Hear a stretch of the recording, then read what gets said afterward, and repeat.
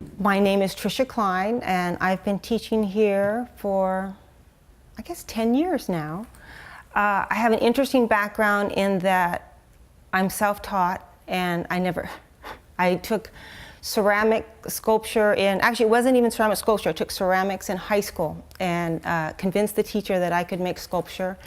Then I didn't touch art for 11 years, and I bought a ball of clay one day when I was 27. So I had no background in a classroom, and one day about 10 years ago, Paula and John asked me if I would teach at the Woodstock School of Art, and I actually thought, I've never been in a classroom, but I thought I'll try it. I think it was through looking at my work, and I had done a show with Eric Angeluk, who teaches here and has a beautiful, very tight, accurate technique of rendering realism, which I tend towards too. So it probably took me a good 2 years to learn how to teach. I basically just replicated what I did, and from there, which in my home, I use myself as a model, I use mirrors. The first day, the first class, I had 3 people, and I put them in front of mirrors, and they were horrified, just horrified to look at themselves, and I thought, oh boy, this isn't gonna work. So we kind of would start with the face even, and it was just fascinating. It was almost like it had turned into Psychology 101 all of a sudden, and art. And I found myself not only teaching direct observation, which is what I teach. There's no interpretation. Now we have a model, and you scan the surface of the body, and you just repeat it. It's like a meditation. And that attention, that extreme attention to what is in front of you, is beauty. And that was when I had people in front of a mirror, it's like, that is beauty. But they were too overcome by society's definition. So I still recommend it for anyone. You know, we always have a live model. We do an 8-week session, and it is the model. I just find the human body, endless. I've tended to, in the past, to get attached to one model, and I could use the same model, because that's my own background, over and over, but just the gesture. And in the beginning of my work, that's how it always started. It was gesture driven, and then from a gesture, from there, a story or a narrative developed. Model in the middle. I mean, there's something so primal. The first artwork that's ever found, the Venus of Willendorf, I think that's 30,000 years ago, is a female figure. And it's almost, to some extent, I teach how I taught myself, which is it's individual, one-on-one, and it's corrective, and to some degree, if you want the instruction, or if it's just too glaring of a mistake that I have to correct it. I teach proportion, and I tend to tell people, my students, you can make this, you have this wonderful opportunity to have a model, and they're rare and wonderful creatures. You might see more snow leopards in your life.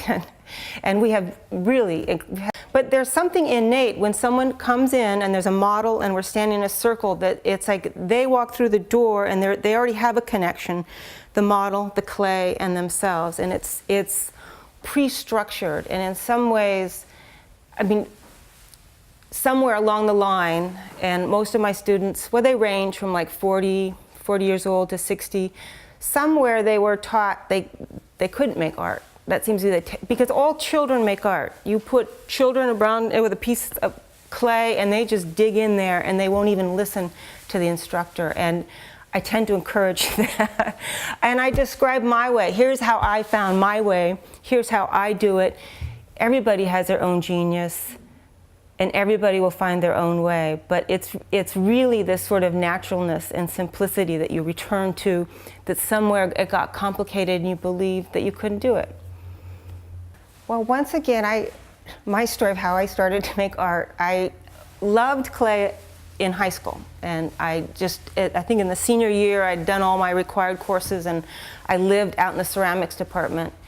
And then when I was 27, I was a short order cook. Worked in a pizza restaurant. I lived in a small town. I didn't make any art for years and years. I just worked. And I'd walk around town and people would come up to me and they'd look at my dog and they go, "Hi, Zoe," and they'd look at me and they go, "Hi, pizza girl." I'm like, oh, God, I don't want to be a pizza girl at 30. And I was like, I wanted to find something that that was meaningful. And I had just watched that whole series with Joseph Campbell where he said to follow your bliss. And I thought, I have no idea what my bliss is. So I made these silly lists, like things that I liked. I mean, this is a person that had made art, loved art, but just, I was too timid to go to an art school. There was real shyness. And so I found my way back, and it was just through very, I liked these. I saw this little figure in a magazine. It was this little female porcelain figure, beautifully done, really delicate, and it just thrilled me, which, find your bliss, that which thrills you. Beautiful. Bought a ball. That was it. I mean, when she lays down, I'll show you, it hits right, her ankle hits right about there. So from the top, and this is where your ankle is down here, from 2 head lengths. So you've got another almost. So measure the head again. I mean, I do a head measurement, but then I just double check. So these have to be the same, and so you just want to bring that out that much to there. See? Yeah. So from, the let's bend say, is right here, so the kneecap is. yeah. So here. right to the edge, you want to come out. This curve right in here, it tapers and curves, and this right in here, you've got a roundness in here, and this really tapers in. This line here, Yeah. right there, that's much more forward. You see how it comes up in here and it actually runs up here. So you want to bring that. It would come right up, about like up in there. And then you're going to, that's where you're going to start this whole curving. Just added some. Oh, you, good, Yeah. good.